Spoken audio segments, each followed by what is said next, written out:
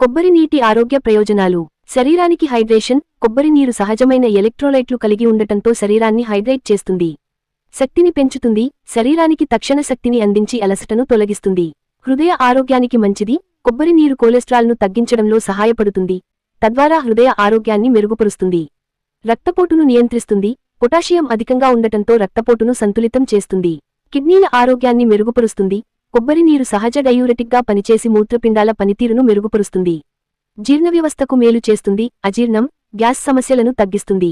చర్మ ఆరోగ్యాన్ని మెరుగుపరుస్తుంది. చర్మాన్ని తేమగా ఉంచి మొటిమలు తగ్గిస్తుంది.